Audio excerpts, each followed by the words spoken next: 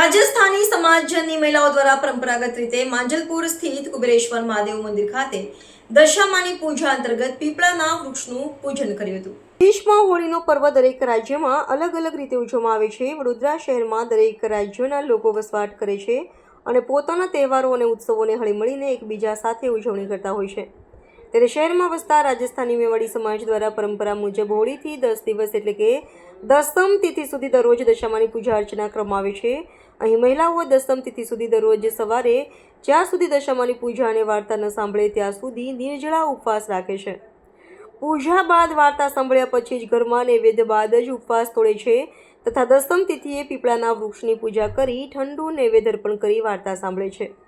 આમ 10 દિવસ માતાજીનું પૂજન અને વાર્તાઓ સાંભળે છે, જેની પાછળનો ઉદ્દેશ ઘરમાં આરોગ્ય સુખ સમૃદ્ધિની કામના માટે આ પૂજા કરવામાં આવે છે. ત્યારે આજરોજ ફાગણ વદ દસમી નિમિત્તે મહિલાઓએ પરંપરાગત રીતે વસ્ત્રોમાં માંજલપુર વિસ્તારમાં આવેલા કુબેરેશ્વર મહાદેવ મંદિરના પ્રાંગણમાં પીપળાના વૃક્ષનું પૂજન કર્યું હતું અને માતાજીના વ્રતની કથા સાંભળી હતી. સાથે જ આજે તેઓની પરંપરા મુજબ દરેકના ઘરે ગોળની લાપસી કઢી ભાત બનાવવામાં આવે છે. સાથે જ 10 દિવસની અલગ અલગ વાર્તાઓ બાદ દશામાનો દોરો ધારણ કરવામાં આવતો હતો. વધુ માહિતી સમાજના વરિષ્ઠ મહિલા કાશ્મીરાબેન લોહિયા દ્વારા આપવામાં આવી હતી. जय दशा माँ। हम सब यहाँ मिलके दशा माँ की पूजा करते हैं और जो नई पीढ़ी होती है, नई शादी करके आते हैं, वो यहाँ दशा माँ का डोरा लेते हैं और फिर सालों साल हम अखंड सौभाग्यवती रहने के लिए दशा माता का व्रत करते हैं. जय दशा माँ. टीना मुंद्रा. આપણે કયા સમાજમાંથી છો અને કઈ રીતે આ પૂજા કેવી રીતે કરવામાં આવે, ક્યારે કરવામાં આવે?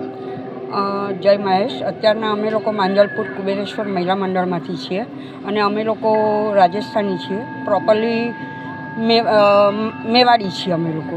અને આ તહેવાર અમારે હોળી બળે એ દિવસથી 10 દિવસ સુધી ચાલે છે. એમાં જે છઠ આવે છે એ દિવસે અમે લોકો ઠંડુ કરીએ છીએ અને ટાઈમથી તમે કઈ રીતની પૂજાઓ કરવામાં, કોની પૂજા કરવામાં? હોળીના ટાઈમથી આ દશા માતાની પૂજા અમે કરીએ છીએ અને આ પૂજા અમારે 10 દિવસ ચાલે છે.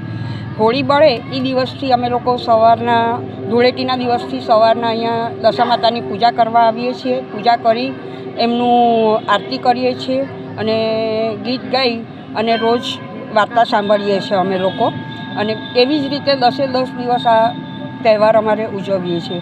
અને જ્યારે બી દસમના દિવસે આ તહેવાર હોય છે એ દિવસે સવારે સારું ચોગડિયું જોઈ અમે લોકો પીપળાની પૂજા કરીએ છીએ. અને એ દિવસે અમે લોકો સવારના જ્યારે બી પૂજા કરવા આવીએ ત્યારે અન્ન જળ કશું લેતા નથી. પૂજા કરી 10 દિવસની 10 વાર્તા અમે લોકો દશા માતાની સાંભળી અને એ પછી ઘરે જઈ અને ભગવાનને જે બી અમારે ભોગ લગાડવાનો હોય એ ભોગ લગાડી અને એ પછી જ અમે લોકો અંજળ લઈએ છીએ. અને એ દિવસે અમારે પ્રોપરલી બધાના ઘરે ગોળની લાપસી, ભાત, કઢી અને ગવારનું શાક થાય છે. એ દિવસે અમે લોકો ઘરે નવી માટલી મૂકીએ છીએ ને એ રીતે કરીએ છીએ.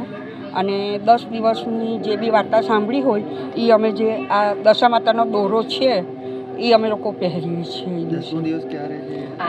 આજે દસમ છે અને આજે 10મો દિવસ છે. દસમ પ્રમાણે જે પ્રમાણે તિથિ આવતી હોય એ દિવસે જ આ 10મો દિવસ ઉજવાય છે. શું નામ તમારું? મારું નામ છે કાશ્મીરા લોહિયા.